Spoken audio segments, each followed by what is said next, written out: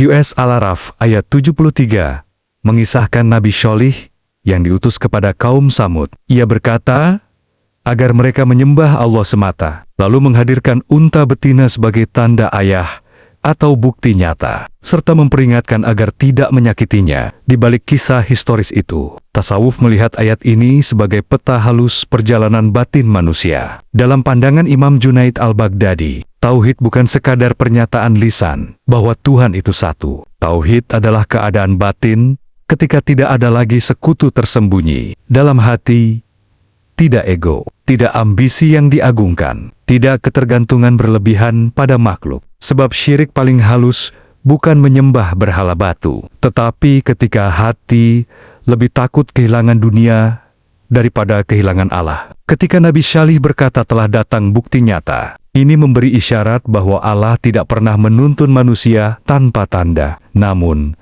tanda jarang tampil dalam bentuk spektakuler. Seringkali, ia hadir sebagai kejernihan nurani. Masalahnya bukan ketiadaan tanda. Masalahnya adalah hati yang terlalu bising untuk mendengarnya. Junaid mengajarkan bahwa kalbu harus dijaga dalam yakazah. Kesadaran terjaga, hati yang terjaga menangkap isyarat kecil sebagai petunjuk besar. Lalu mari masuk ke simbol paling misterius dalam ayat ini. Unta betina Allah. Para sufi sering membaca simbol dengan pendekatan batin tanpa menafikan makna lahir. Dalam renungan ruhani, unta ini dapat dipahami sebagai amanah ilahi yang hidup di tengah diri manusia. Ia bukan benda mati, ia hidup, perlu dihormati, tidak boleh disakiti. Apa bentuk amanah itu? Bisa berupa iman, bisa berupa hati yang mulai lembut, bisa berupa kesadaran akan Allah yang baru tumbuh. Imam Al-Ghazali sangat berhati-hati pada fase ini. Ia menulis bahwa ketika cahaya hidayah mulai muncul, nafs sering merasa terganggu. Ego tidak suka kehilangan tahtanya. Karena itu, banyak orang tidak menolak kebenaran secara frontal. Mereka cukup merusak hal-hal yang menjaga kebenaran tetap hidup dalam dirinya. Persis seperti menyakiti unta itu. Perhatikan pola batin ini. Awalnya, hati disentuh. Lalu muncul dorongan berubah. Kemudian ego berbisik. Nanti saja, tidak perlu terlalu serius. Dan cahaya pun perlahan redup. Inilah sebab tazkiyatun nafs bukan hanya tentang membersihkan dosa besar, tetapi juga melindungi benih kebaikan sebelum ia mati. Ancaman azab dalam ayat ini, bila direnungi secara psikospiritual, bukan sekadar hukuman eksternal. Al-Ghazali sering menggambarkannya sebagai akibat alami dari hati yang terus menolak cahaya. Semakin cahaya ditolak, semakin hati mengeras. Semakin keras, semakin sulit menerima. Hingga akhirnya, kebenaran terasa asing. Hakikat marifatullah pada ayat ini seperti bisikan lembut namun tegas. Jangan sakiti sesuatu dalam dirimu yang datang dari Allah. Jika muncul kerinduan beribadah, rawatlah. Jika hati mudah tersentuh, jagalah. Jika nurani mulai jujur, lindungilah. Sebab tidak semua orang diberi unta batin itu. QS Al-Araf ayat 74 mengingatkan kaum Samud agar mengingat bagaimana Allah menjadikan mereka penerus setelah kaum Ad, memberi tempat di bumi, memungkinkan mereka membangun istana di dataran, dan memahat rumah di gunung. Lalu datang kalimat penyeimbang, ingatlah nikmat Allah, dan jangan berbuat kerusakan. Pada pandangan tasawuf, melalui kejernihan, Imam Junaid dan ketelitian batin, Imam Al-Ghazali, ayat ini sebenarnya berbicara tentang satu ujian yang sering lebih berat daripada kesulitan, kelapangan. Kesulitan biasanya membuat manusia menengadah. Kelapangan sering membuat manusia lupa arah. Nikmat sebagai ujian kesadaran. Junaid melihat bahwa kedewasaan spiritual bukan terlihat saat seseorang kekurangan, tetapi saat ia diberi keluasan, namun hatinya tetap tunduk. Dunia boleh berada di tangan, asal tidak pindah ke dalam hati. Karena itu, kemampuan membangun rumah di gunung bisa dibaca sebagai simbol kekuatan manusia. Menguasai dunia, ilmu, teknologi, kedudukan, pengaruh, stabilitas hidup, semua itu bukan masalah. Yang berbahaya adalah ilusi yang menyelinap pelan. Aku kuat karena diriku. Padahal dalam pandangan marifat, kekuatan hanyalah titipan yang sedang lewat. Junaid pernah memberi isyarat makna yang sangat halus. Orang arif tidak melihat nikmat sebagai miliknya. Ia melihatnya sebagai cara Allah menampakkan kemurahannya. Begitu sudut pandang berubah, lahirlah syukur yang hidup, bukan sekadar ucapan. Lupa yang paling berbahaya. Imam Al-Ghazali mengurai penyakit batin yang sering muncul saat nikmat melimpah, yaitu ghaflah, kelalaian eksistensial. Bukan lupa sesaat, tetapi keadaan hati yang tidak lagi merasa bergantung kepada Allah. Kelalaian tidak selalu terasa seperti dosa, sering justru terasa seperti hidup baik-baik saja. Inilah jebakan paling sunyi. Ayat ini tidak hanya berkata ingat nikmat, tetapi seakan berbisik, ingat pemberinya. Sebab mengingat nikmat tanpa mengingat Allah hanya melahirkan kebanggaan. Mengingat Allah melalui nikmat melahirkan kerendahan. Jangan membuat kerusakan. Dalam bahasa tasawuf, kerusakan terbesar bukan selalu kerusakan sosial, tetapi rusaknya keseimbangan hati. Ketika ego membesar, keseimbangan retak. Ketika rasa cukup hilang,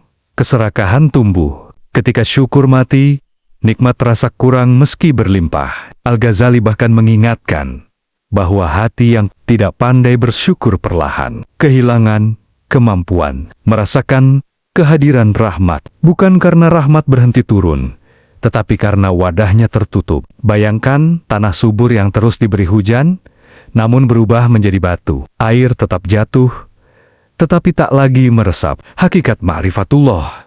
Dalam ayat ini menuntun pada satu kematangan ruhani. Semakin seseorang mengenal Allah, semakin ia merasa kecil di tengah nikmat besar. Bukan minder, tetapi sadar posisi. Ada tanda menarik dari hati yang mulai arif. Ia tidak terlalu terpesona oleh apa yang ia miliki, dan tidak terlalu hancur oleh apa yang hilang. QS Al-Araf ayat 75 menggambarkan dialog batin masyarakat Samud. Para pemuka yang sombong bertanya kepada orang-orang yang dianggap lemah, apakah kamu benar-benar tahu bahwa Syalih itu utusan Tuhannya? Lalu kaum lemah menjawab dengan tenang bahwa mereka beriman. Sekilas ini hanya konflik sosial, elit versus rakyat kecil. Tetapi dalam tafakur tasawuf, menurut Imam Junaid Al-Baghdadi dan Imam Al-Ghazali, ayat ini sebenarnya membuka drama yang selalu terjadi di dalam diri manusia, pertarungan antara ego dan kerendahan hati. Kesombongan sering menyamar sebagai kecerdasan. Kelompok yang sombong tidak langsung menolak dengan kasar. Mereka memakai nada intelektual.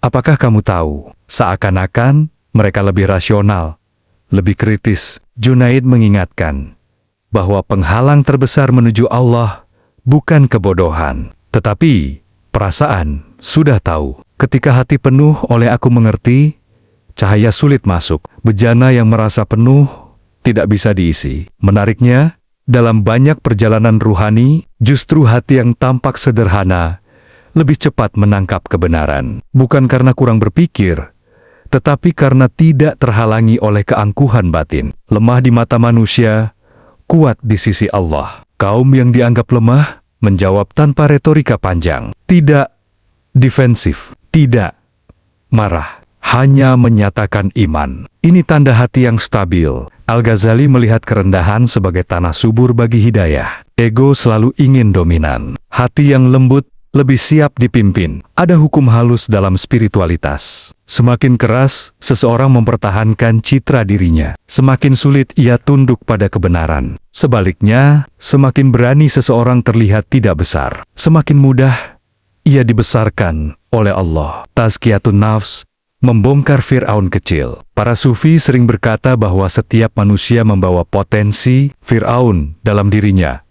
Dorongan untuk merasa paling benar, paling layak diikuti. Tazkiyatun Nafs bukan hanya meninggalkan dosa lahir, tetapi juga mengenali tiran kecil dalam batin itu. Al-Ghazali bahkan memberi tanda praktis. Jika nasihat terasa menyakitkan hanya karena datang dari orang yang kita anggap biasa, itu alarm bagi kesombongan yang tersembunyi. Hakikat marifatullah dalam ayat ini. Ayat ini perlahan mengajarkan bahwa jalan menuju Allah tidak selalu dibuka oleh status, kecerdasan, atau pengaruh, tetapi oleh ketundukan hati. Junaid pernah memberi isyarat makna yang dalam. Mahrifat dimulai saat dirimu berhenti menjadi pusat segalanya. Dan ada paradoks yang indah. Orang sombong ingin terlihat tinggi, namun justru terhalang dari langit. Orang rendah hati tampak dekat tanah, namun langit terbuka baginya. Jika direnungi lebih jauh, ayat ini seperti mengajak melihat ke dalam. Dalam diriku hari ini, siapa yang lebih dominan? Suara ego yang ingin unggul, atau suara hati yang siap tunduk? Sebab keselamatan ruhani sering tidak ditentukan oleh seberapa banyak kita tahu, melainkan oleh seberapa rela kita diajar. QS Al-Araf ayat 76 memperlihatkan jawaban kaum sombong kepada orang-orang beriman. Sesungguhnya kami mengingkari apa yang kamu imani. Kalimatnya pendek, tetapi secara ruhani, ia seperti palu yang menegaskan satu hal. Ketika kesombongan telah matang, kebenaran tidak lagi diperdebatkan. Ia langsung ditolak. Dalam renungan tasawuf, menurut Imam Junaid al-Baghdadi, penolakan seperti ini bukan sekadar masalah akal. Ini adalah kondisi hati yang telah membangun benteng terhadap cahaya. Junaid sering menekankan bahwa hati memiliki dua kemungkinan, menjadi cermin atau menjadi dinding. Cermin memantulkan kebenaran. Dinding memantulkannya kembali tanpa pernah membiarkannya masuk. Kesombongan perlahan mengubah cermin menjadi tembok. Mengapa ego menolak kebenaran? Imam Al-Ghazali sangat teliti membaca penyakit ini. Ia menjelaskan bahwa terkadang manusia tidak menolak karena bukti kurang kuat, tetapi karena menerima kebenaran berarti meruntuhkan identitas yang sudah ia bangun. Mengakui kebenaran bisa terasa seperti kalah. Padahal secara ruhani, itulah kemenangan terbesar. Ego takut pada perubahan. Ia lebih memilih salah yang terasa nyaman daripada benar yang mengguncang. Inilah sebabnya, ayat ini tidak menggambarkan dialog panjang. Tidak ada pencarian. Tidak ada perenungan. Hanya penolakan tegas. Hati yang terlalu keras tidak lagi bertanya. Tahap berbahaya dalam perjalanan batin. Dalam Tazkiyatun Nafs, para ulama sering mengingatkan satu fase yang lebih berbahaya daripada kebingungan, yaitu kepastian palsu. Orang bingung, masih mencari. Orang sombong merasa sudah selesai. Al-Ghazali bahkan memberi peringatan halus. Dosa yang disadari lebih dekat pada ampunan daripada kesalahan yang dibela mati-matian, karena pengakuan membuka pintu rahmat, sedangkan pembenaran diri menguncinya dari dalam. Hakikat ma'rifatullah di balik ayat ini. Ayat ini seperti lampu yang menyorot satu ujian terbesar manusia. Bukan apakah kita pernah salah, tetapi apakah hati kita masih bisa luluh ketika kebenaran datang. Junaid memberi isyarat indah bahwa seorang arif tidak terlalu sibuk mempertahankan pendapatnya.